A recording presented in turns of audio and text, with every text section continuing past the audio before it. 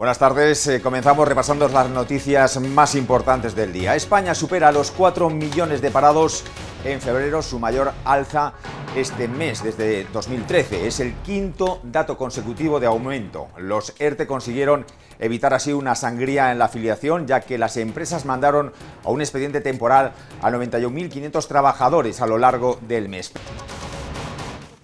Menos que en el mismo mes de 2020, como consecuencia de la tercera ola de la pandemia, según datos publicados este martes por el Instituto Nacional de Estadística. Con el fuerte retroceso de enero, algo superior al de diciembre, se encadenan ya 11 meses consecutivos de descensos en el número de turistas internacionales que visitan España.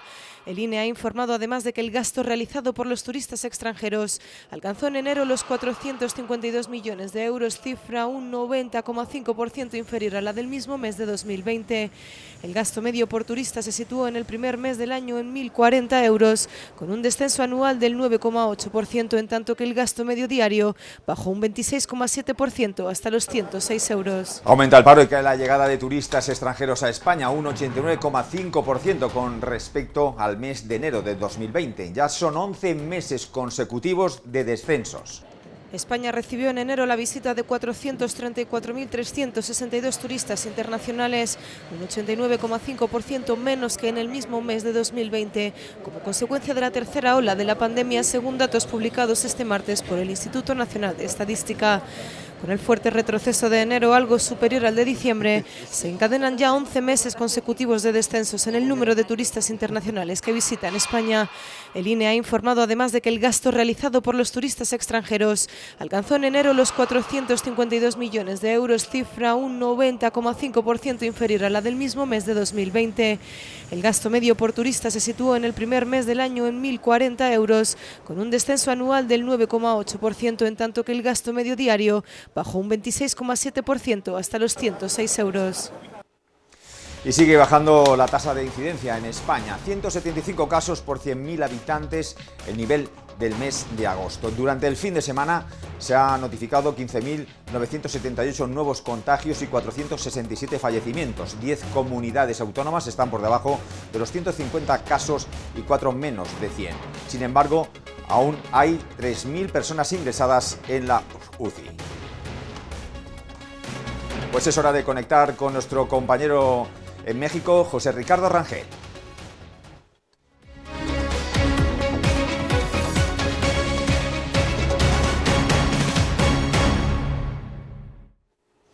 José Ricardo, ¿qué tal? Buenas tardes. ¿Qué tal, Manuel? ¿Qué tal, espectadores? ¿Cómo estamos? Pues aquí con números positivos en la Bolsa Mexicana de Valores. Pues tenemos 2.15 arriba, terrenos positivos. Y bueno, lo lidera una empresa dedicada a la minería, que es Grupo México, con 6.28 arriba, seguido de Grupo Cuervo, todo lo que es la extractora y importadora y exportadora de alcohol, de bebidas alcohólicas. Y hay algo muy peculiar, si te acordarás, en días previos hemos estado viendo el repunte de todos estos grupos aeroportuarios en este entorno de recuperación de pues ahora sí la parte turística, y ahora es el caso del Grupo Aeroportuario del Centro Norte, que es él administra todo lo que son los aeropuertos de Monterrey y Chihuahua. Entonces esto es importante porque pues, se ve una ligera recuperación ahí en estos sectores que estuvieron muy apaleados por el cierre de COVID. Y bueno, hablando precisamente de datos económicos, tenemos un invitado de lujo, mi querido Manuel, por favor, a presentarlo.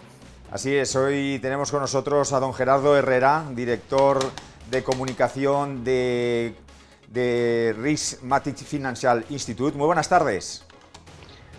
Manuel, qué gusto saludarte a ti y a toda tu audiencia desde este lado del charco. Muchas gracias, bienvenido a Negocios Televisión.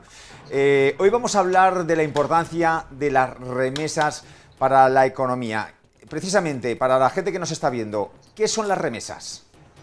Ok, pues Manuel, las remesas dinero que mexicanos en el extranjero, y particularmente cuando en México hablamos de remesas provenientes de Estados Unidos. Por supuesto que hay mexicanos en muchas partes del mundo, pero la mayor parte de los mexicanos en el extranjero están en Estados Unidos y trabajan, y cada mes mandan en promedio un poquito más de $300, $343 de vuelta a sus familias en México. Estos son esos mexicanos que a lo mejor habrán visto que puedan estar desde sectores de construcción hasta restaurantes, atendiéndote en una tienda en Nueva York, etcétera.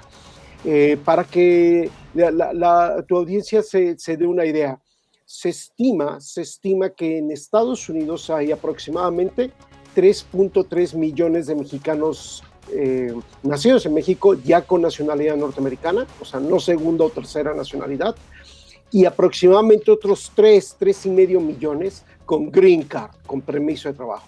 Entonces son estos 6.5 millones de mexicanos que han estado mandando dinero.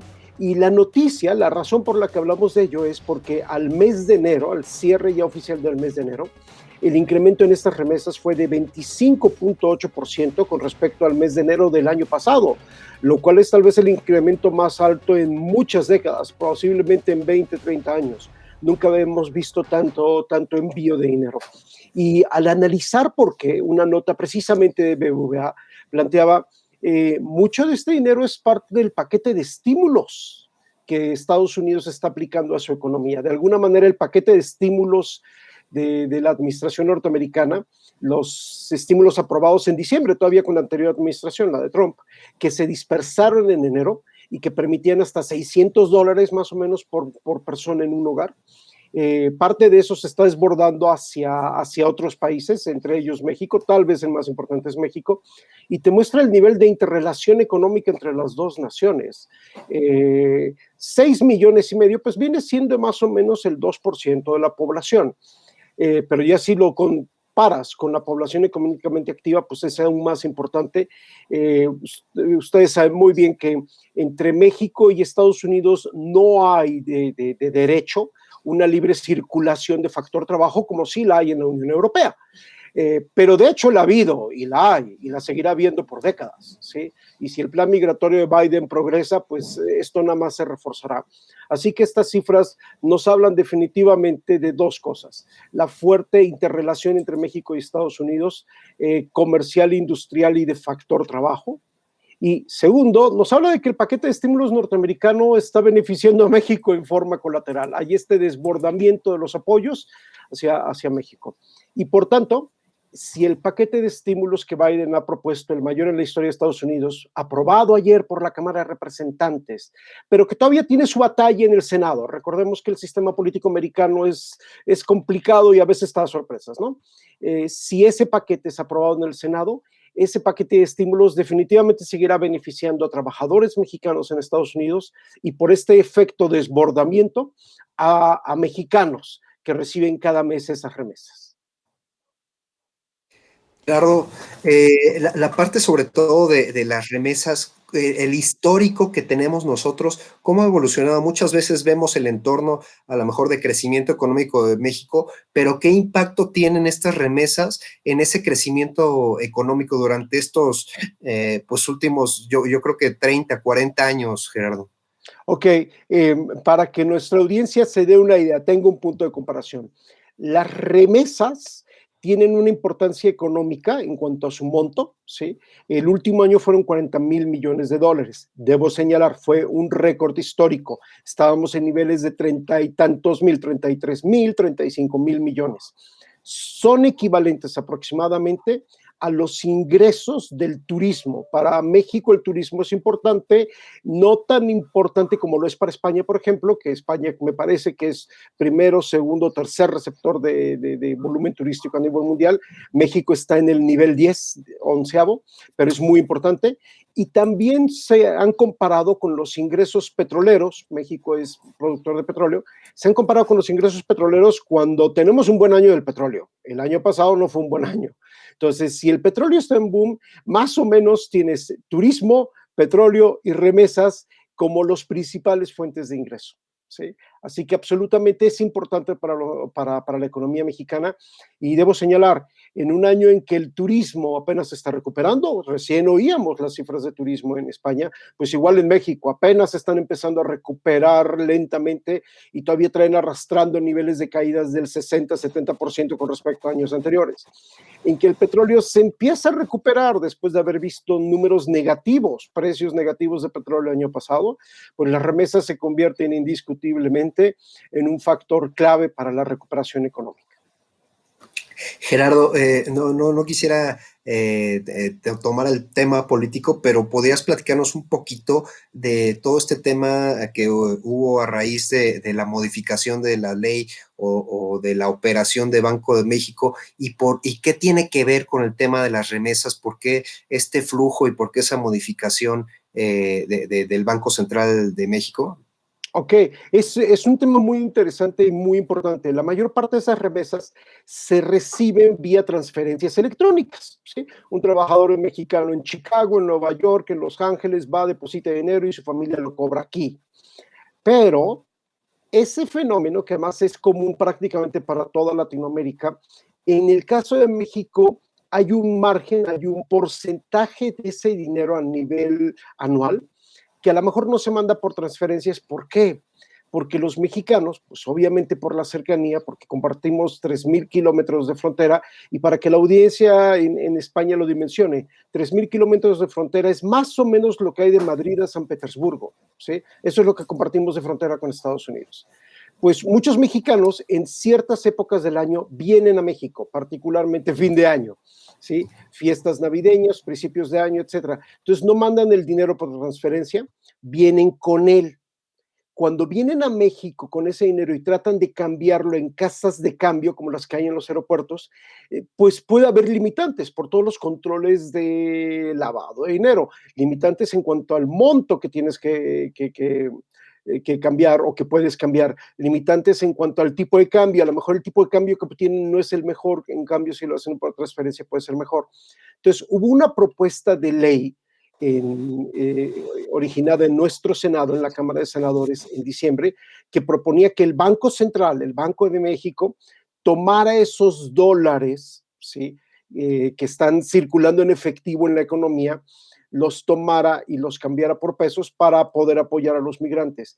Obviamente sonaron muchas alarmas por la siguiente razón: un banco central, cualquier banco central, sea el de México, el de España, la Reserva Federal, tiene que poder responder por la legitimidad, por el legítimo origen de los fondos que tiene, de los fondos que maneja. Entonces surgió la preocupación de que si el Banco de México se convertía en esta casa de cambio que tomaba dólares en efectivo, y dado los montos que van entre México y Estados Unidos, pues podrían ser a lo mejor algunos miles de millones, sin poder demostrar o poder validar el origen legítimo de estos fondos, sobre todo pues en una zona como es el norte de México, donde tenemos tantos problemas relacionados con tráfico ilegal de sustancias, ¿sí? El temor de que a lo mejor parte de esos fondos fueran susceptibles de sospecha, y eso podría generar serios problemas para la legitimidad del Banco de México, para sus reservas internacionales, y podría en un momento dado incluso provocar complicaciones, dificultades con la Reserva Federal, con quien el Banco de México tiene una estrecha relación del manejo de los activos y de las posiciones. Esta ley la aprobó el Senado, se mandó a nuestra Cámara de Diputados, y allí está hasta estos momentos en congeladora, como le llamamos aquí, está en un suspenso legislativo. No se ha aprobado, no se ha discutido, están viendo qué va a pasar, para tratar de proveer algún mecanismo para que ese dinero que llega en efectivo de manos de migrantes se pueda cambiar a buenos tipos de cambio, lo cual es una causa social muy noble, absolutamente, pero que definitivamente no debe poner en riesgo la credibilidad de un banco central. Los bancos centrales viven de la credibilidad, ¿sí? No necesito recordar cuán importante es que la credibilidad de un banco central respalde la moneda en circulación. Entonces, es un tema que todavía se está discutiendo, y por supuesto, se veían ciertas connotaciones políticas, porque este problema era un problema particularmente de un banco mexicano, que ha tenido dificultades con las autoridades norteamericanas, y que cuando ha querido repatriar esos dólares que recibe de migrantes, no tiene una contraparte en Estados Unidos, porque ha estado sujeto a investigaciones por parte de las autoridades norteamericanas, pues porque no es muy claro en el manejo de los fondos. Y la cercanía del dueño de este banco con la actual administración, ¿no? Como muchas veces lo hemos visto, las cuestiones políticas, las cuestiones de relaciones políticas interfieren en el desempeño de las instituciones económicas. Entonces, hoy por hoy está en pausa legislativa, pero habrá que estar al pendiente de ello porque definitivamente es una causa de inquietud y de absolutamente, puedo señalar que autoridades desde los principales bancos en México hasta autoridades del Fondo Monetario Internacional advirtieron que no sería buena idea ir adelante con esa ley en el estado en el que se encuentra en estos momentos. Y como vemos, efectivamente, las remesas se ven involucradas en este golpeteo político. Gerardo Herrera, muchísimas gracias de verdad por tu tiempo. No sé si Manuel tiene algún otro comentario. Está bien, gracias Gerardo Herrera por estar con nosotros aquí en Negocios Televisión.